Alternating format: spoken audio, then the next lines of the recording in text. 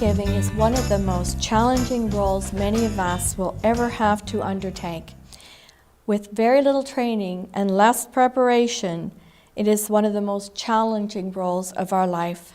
In this segment, we're going to be talking about caregiving in America, what that looks like, what the essentials are in caregiving, the challenge of balancing career with caregiving, and looking at some of the major difficulties. Who is the typical caregiver in America?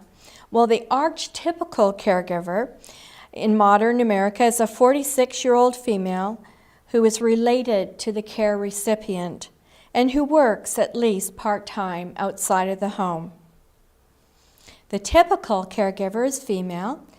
The daughters, the spouses, the friends of the care recipient is employed outside the home and often married with their own children. Caregiver classifications can be divided into formal, that is paid caregivers, those informal or family caregivers that are unpaid, and those that are long-distance caregivers. Perhaps you live in another state and your mother or father is a senior and you're worried about them and have responsibilities for caregiving. Women today spend 17 years caring for their children and 18 years helping an elderly parent. The reality is breathtaking. 80 to 90% of caregivers are family, friends, and informal, unpaid caregivers. We know that over time, those that are employed and have an elderly relative lose time at work to the tune of $11 to $29 billion per year.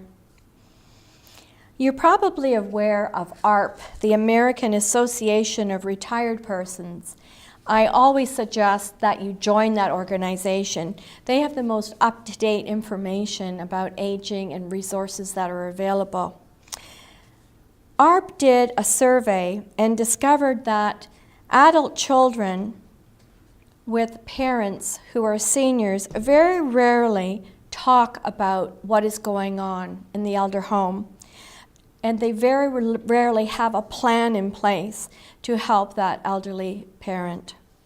Family caregivers are under-recognized, under-supported, and under-compensated. I think about my sister-in-law, Lily, who lives in a senior's residence.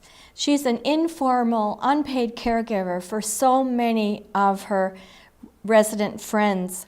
She regularly visits those that are ill, who perhaps need groceries or medication. She always knows who is ill. When I was visiting Lily, we couldn't walk more than a few steps without someone stopping her and talking to her. She was so well known in that organization. Caregiver needs defined. I was a caregiver and I know that journey well. My husband was diagnosed with stomach cancer and he lived 1 year with that condition. I can tell you no one wants to receive care. We all want to be independent, not dependent, and we all want to have a sense of control over our destiny. It's hard to be a caregiver.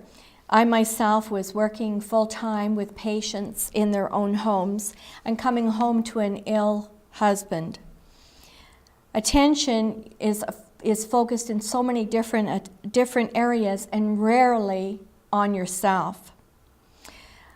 I believe that caregivers have a right to tell their story. They have a right to express what is going on in their home, and they have a right to ask for help.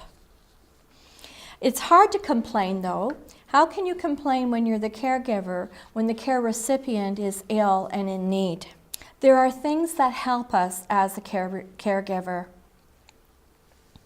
The first mention here is education.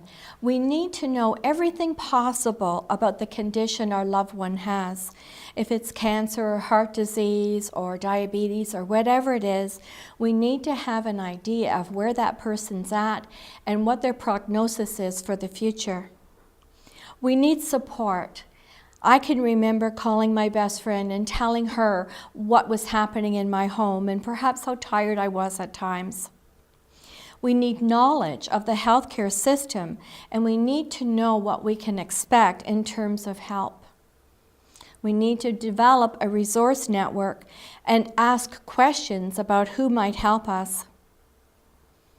It's really important to develop a care plan. I always suggest starting a binder, and in that binder you have the education components, you have information about the condition, and everything possible all in one place. It's important to keep a daily log that can direct care for your loved one. And don't forget, the caregiver needs a self-care plan. There are things that a caregiver needs to ask. Who can help me? What can my family do? Is there any respite care? Respite care is the temporary placement in a residence of your loved one. A lot of nursing homes will have certain beds put aside that can be rented for a week or a weekend and provide respite for the caregiver. Occasionally, respite might mean bringing someone into your home so that you can have a break. Sometimes we need to look at compromises. How can I look after my care recipient, and how will I look after myself as well? In your book, you'll find the Caregiver's Creed, and in that it asks a lot of these questions and helps us find really helpful solutions. I always suggest be really, really careful when you're talking to your loved one about what you promise. I've had situations where the caregiver has promised not to place their loved one in an institution. Yet when care has become impossible, they've had to do just that. And then there's feelings of guilt afterwards. It's important not to overpromise. It's important that you do your best. In 2004, the National Alliance for Care, as well as ARP, conducted a survey of caregivers.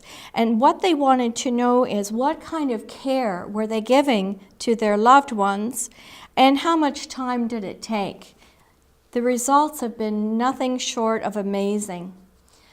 82% of the activities related to transportation, getting your loved one to and from the doctors, to the library, to the senior center, to the grocery store. Helping with household chores, making sure the grass is cut, making sure the snow is shoveled. Meal preparation, either preparing meals ahead of time or ensuring that there's Meals on Wheels coming for mother or father. Careful dispensing of medication. A lot of caregivers will take their medication to the pharmacy and have it put in dosettes so that it's all organized and ready to go. Knowing what the local services are in your community, feeding, dressing, bathing, crisis management, and emotional support. The sicker the loved one becomes, the more care is needed. You can see by looking at the time commitments, it starts off at 18 hours per month and increases to 80 hours per month with intense care, and at crisis, 160 hours a month. We can say, though, that the average amount spent caregiving is 70 hours a month. Even then, that's a permanent part-time job. It's important to not try and do it all alone, and that means getting help. It's been my experience that in a family, one person will step up to the plate. It's often the daughter. But it's not okay that one person carries the entire burden. It's important to involve other family members in a meeting so that you can develop a plan of care. The kinds of things that are helpful to bring to the table are what your concerns are. For instance, I've noticed that all of our pots in the kitchen are burnt because Mom forgets to check what she's cooking. or perhaps it's concerned safety in the home. There are too many electrical cords that one can trip over. Who's paying the bills, and are they being managed well? Sometimes there are reports from a healthcare team that has come in and done an assessment for mom or dad that give you very valuable information about what needs to happen. In your book, you'll find there's an agenda that can really help the caregivers put together a good plan. We need to address what the concerns are and let everybody voice what their concerns are. What decisions need to be made?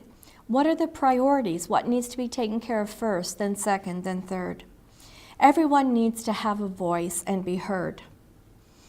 Someone needs to stand up and assign tasks so that everybody has a contribution to make.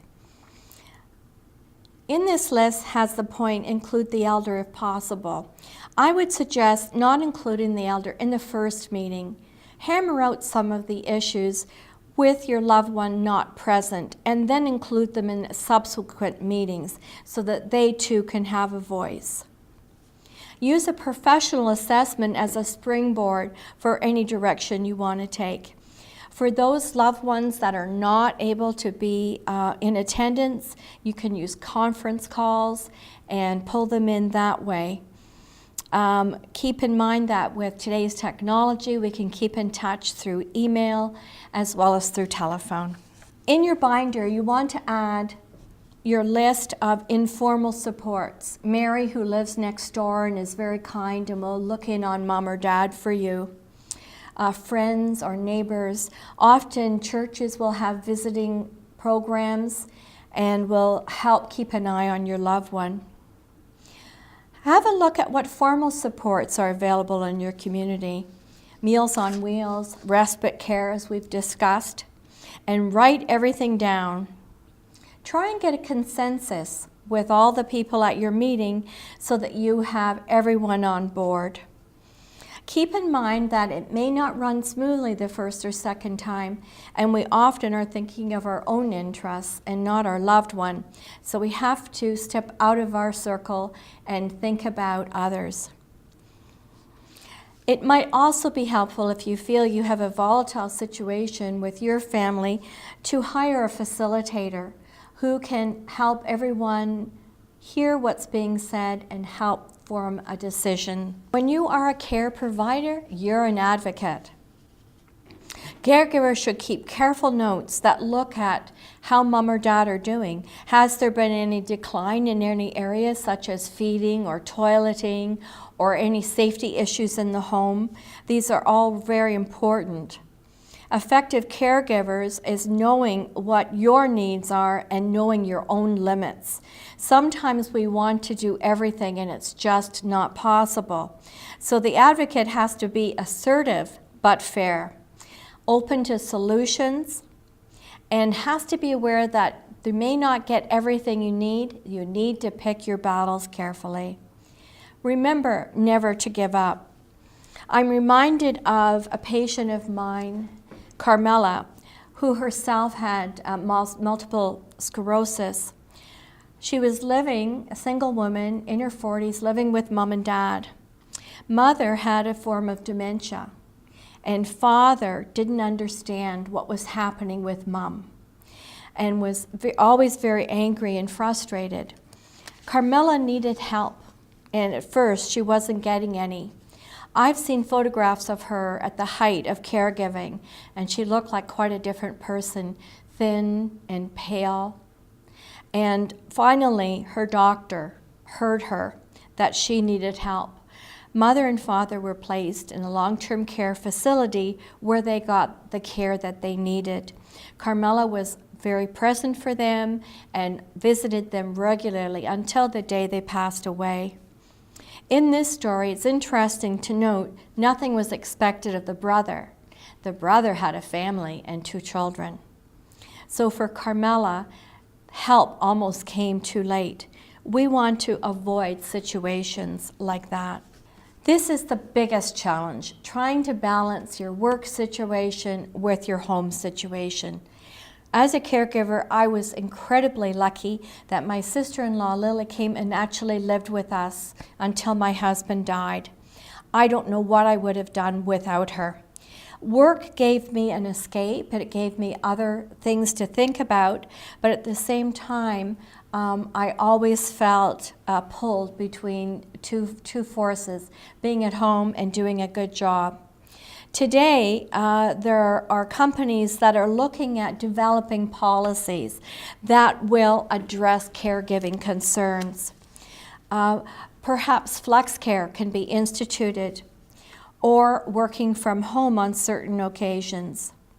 We know that productivity can be greatly affected, but if there's supports in place, then it is possible to work as well as be a good care provider.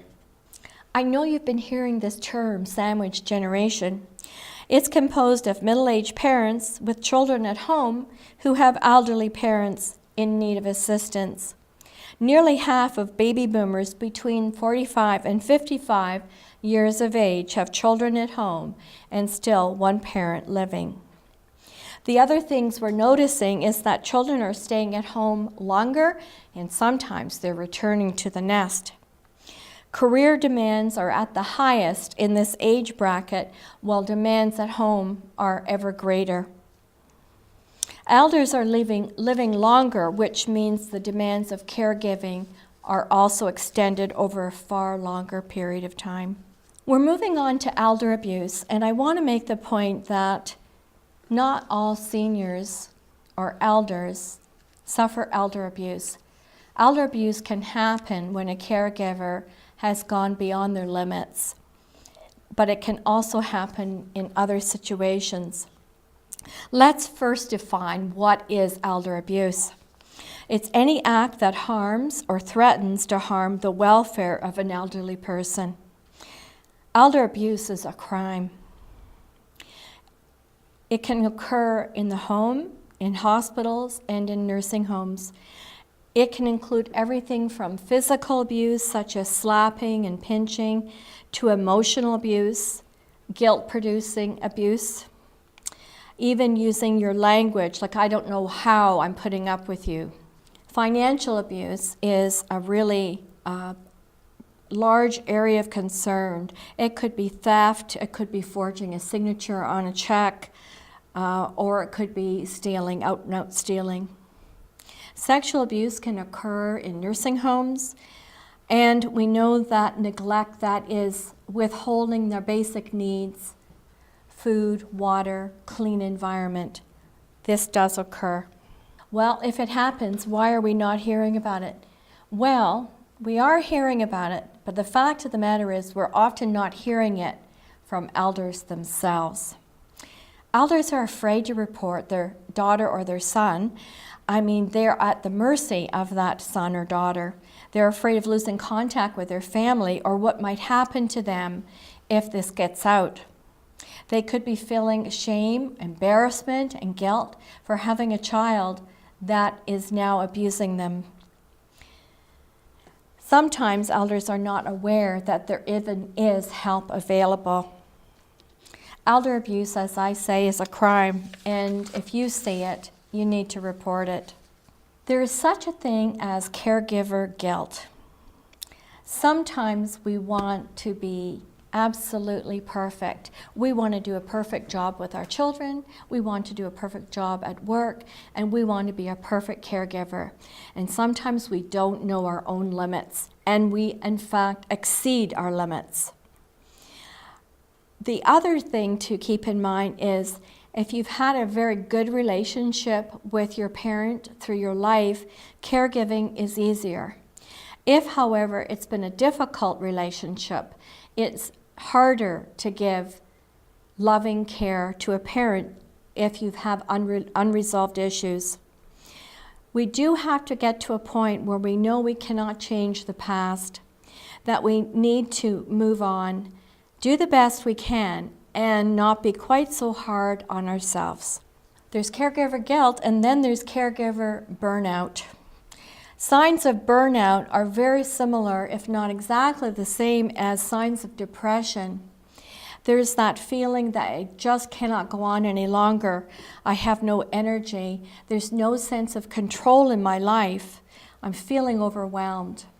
There can be headaches, upset stomachs, spastic colon, lack of appetite, inability to get a good quality sleep, and uncontrolled crying.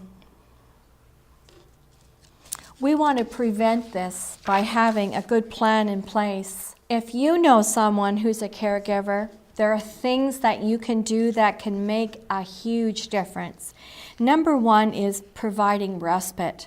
If you're able to go into the home and provide time with the loved one so the caregiver can leave for a while, you will be giving them a remarkable gift. Encourage the caregiver to find some self-time. If you see signs of depression, it's important that you reflect that back to the caregiver. I'm worried about you. You look like you've lost a lot of weight lately. Things like this.